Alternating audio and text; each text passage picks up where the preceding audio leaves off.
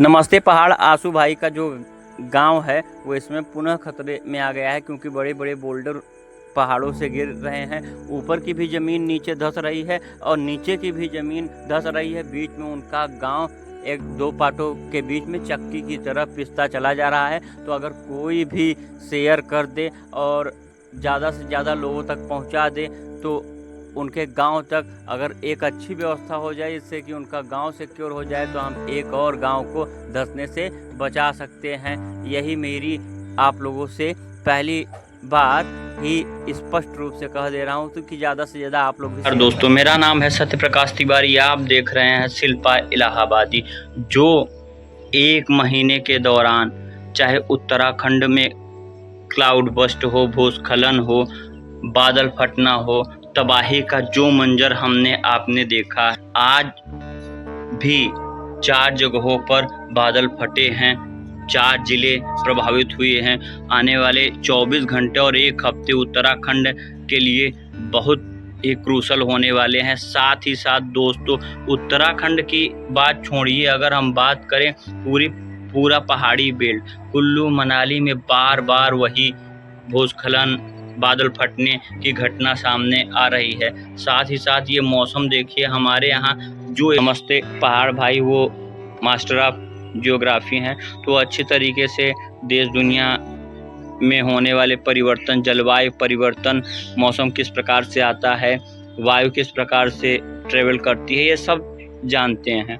और उसके संदर्भ में मैंने देखा भी है, कहीं पर भी अगर होता है तो वो उसको मुखरता के साथ में रखते हैं, समाप्त हो जाएगा। मगर इस साल इतनी खतरनाक घटनाएं हो रही है कि उस पर किसी का ध्यान नहीं जा रहा है। आप कल्पना कर लीजिए, धराली पूरा मार्केट समाप्त, थराली में भी उसके बाद में क्लाउड बस्ट हुआ। अनेक गांव धंसते चले जा रहे हैं।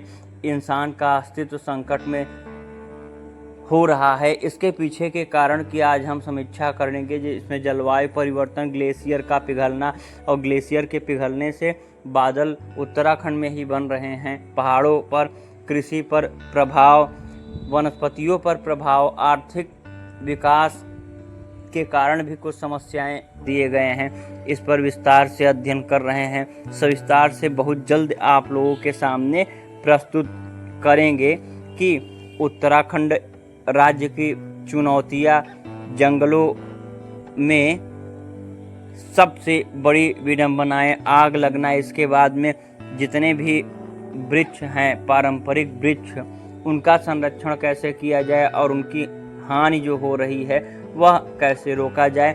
हम सब अपना कर्तव्य निभाएंगे। हमें अगर अपना कर्तव्य निभाएंगे, एक व्यक्ति अगर निभा रहा है तो आप समझ लीजिए कि वह कुछ प्रयास कर रहा है। मैं अपना कर्तव्य निभा रहा हूं। अब मेरा यह ब्लॉग चैनल है, मगर एक दिन में एक वीडियो उत्तराखंड पहाड़ों के नाम जरूर आएगा, और यह मेरी दृढ़ प्रतिज्ञा है, क्योंकि पहाड़ मेरी ज़िंदगी है। अगर यह कहूँ तो यह अतिशयोक्ति नहीं होगी। अगर आप हमारे इस मुहिम में साथ देना चाहते हैं तो लाइक, शेयर, सब्सक्राइब जरूर करिए। साथ ही साथ वह आप वो पहाड़ी के वीडियो में जा कर के देख सकते हैं। और इससे प्रश्न यही उठता है कि पहाड़ों पर जो प्लास्टिक का, गार्बेज का पहाड़ खड़ा हो रहा है, यह आने वाले समय में क्या हम पुनः न्योता नहीं दे रहे हैं? एक तो पेड़ काट रहे हैं अंधाधुंध, उसके बाद में गार्बेज पहाड़ों पर बिछाते चले जा रहे हैं, इतनी ऊंची इमारतें बना दे रहे हैं जिसकी कोई कल्पना नहीं। नदी के मुहाने तक हम चले जा रहे हैं अपने घरों को लेकर। साथ ही साथ और बहुत सारे जंगलों में आग लगाना तो जैसे फैशन हो गया है। ग्लोबल वार्मिंग बता ही दिए। उत्तराखंड का दर्द सिर्फ पहाड़ों की तबाही नहीं, बल्कि यह लोगों के जीवन का दर्द है। यह दर्द उन लोगों का है जो अपने घरों, खेतों और व्यवसाय को तबाह होते देख रहे हैं। यह दर्द उन लोगों का है जो अपने भविष्य को अधर में महसूस कर रहे हैं। हमारी जिम्मेदारी यही है कि हमें अपनी जिम्मेदारी समझनी होगी। हमें पहाड़ों की सुरक्षा और संरक्षण के लिए काम करना होगा। हमें जंगल की कटाई, अवैध निर्माण को रोकना होगा। पेड़ लगाने होंगे, प्राकृतिक का संरक्षण करना होगा। साथ ही साथ में